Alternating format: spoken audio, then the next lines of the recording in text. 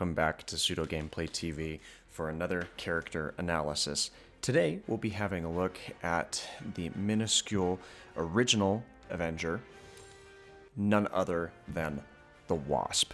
Now, real quick before we jump into the character analysis here, I do want to again thank you for your support on the series, and I would like to iterate that if you're not subscribed, please do, because I will be doing a subscriber giveaway at 50 subscribers if we can reach that before the end of the year.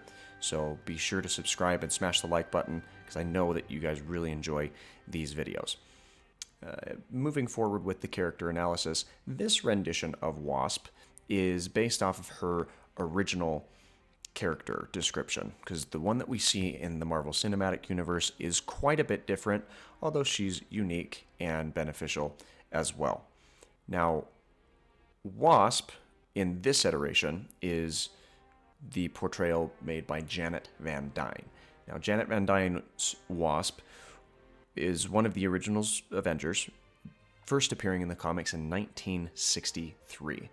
And there's quite a bit of things that she is capable of. Most notably, she has size manipulation, she flies via the wings, she fights with some bioelectric energy blasts, and she even has some telepathic control of insects. And in terms of her attacks and what she brings to the table in this game, these are the 4 different attacks that she has access to, plus her ultimate attack when her ultimate gauge gets filled. The first attack that she gains access to is the Wasp Sting, where she shoots a repetitive electric attack in the direction that the character is facing. This is one that you can mash the button to continue to attack and use. Her second ability is the Tiny Tornado, where this character spins at an extremely high speed, creating an electric vortex that travels forward. And this does have some stagger and draw-in ability to smaller opponents, and we will showcase that here in just a moment. Her third attack, the Big Surprise, is where the Wasp will throw a variety of objects that enlarge in midair, causing them to fall and crush enemies. And this does change each time that the ability is used, so that's a fun little aesthetic change that is to be seen and will be showcased here in a bit. Her fourth attack that she gains is the Biocharge, where Wasp gathers electricity and sends the character rushing forward. This one is one of the attacks that you can hold the button to charge and kind of aim which direction you want to release it in. Now, this particular team does max out all of Wasp's unique synergies, her synergy with the Hulk, because the Hulk was, again, one of the original members of the Avengers. Spider-Gwen maxes out uses 2 of her attacks, or synergies, I should say, maxing out the Women of Marvel and the Ultimate Alliance 3 synergy, and then Colossus is along for the ride to max out the final synergy that Wasp has access to, as well as a couple of bonuses with Hulk. But enough talk, let's jump into a rift and showcase what Wasp is capable of in this game. Alright, so right off the bat, it's worth noting that Wasp has a flight capability. And she does, in terms of her aerial attack, as she comes down, she will kind of repeatedly release some electrical energy blasts. These blasts do not have any stun to them, as they constitute her medium attack makeup, except for, I believe, the last one will provide some sort of knockdown. Interesting to note, her dodge mechanic, she does minimize herself using the Pim particle.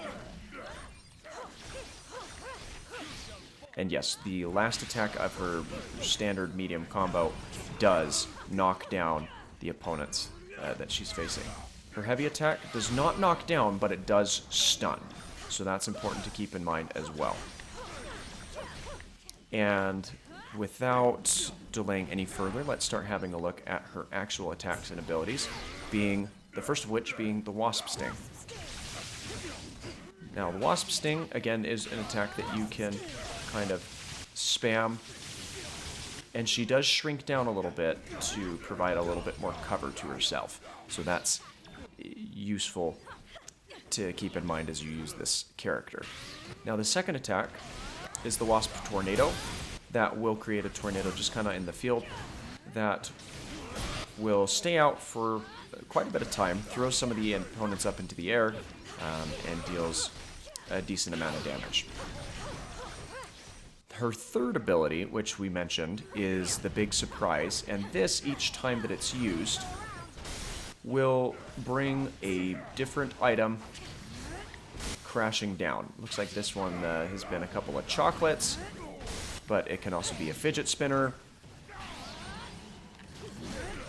It can be a stick of gum, or a little exploding candy. It just kind of varies and changes depending on, it's mainly RNG based, so nothing really offsets one effect in comparison to another. Her fourth and final attack, the Biocharge, is an attack that can be charged up and then released, and does apply a decent amount of damage to the opponents in her area.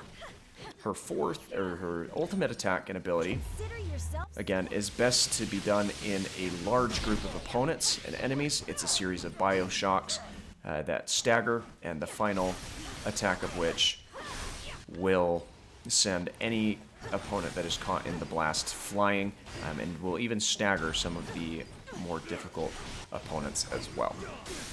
Ultimately, you're going to find yourself using, probably most frequently, the Big Surprise, as that just kind of has a variety of different abilities. That was a bottle cap, not a chocolate, my mistake.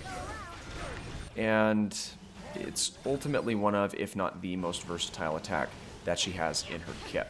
The Wasp Sting is also quite useful, as is the Tornado that she has. The Wasp Sting will actually kind of stun some of the smaller opponents, so you will probably find yourself interdispersing and spamming just her special attacks more than you do her actual attacks, as she does not fare well in large groups where it can be avoided.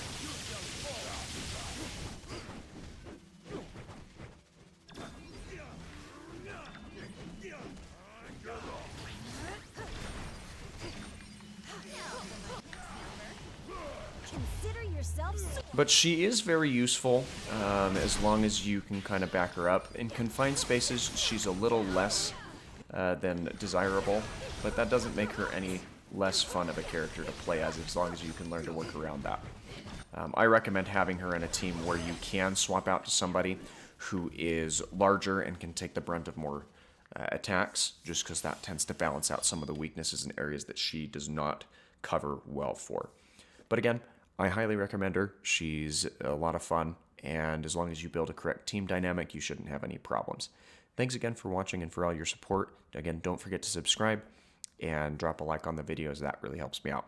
Thanks again for your love and support, and I'll catch you in the next one.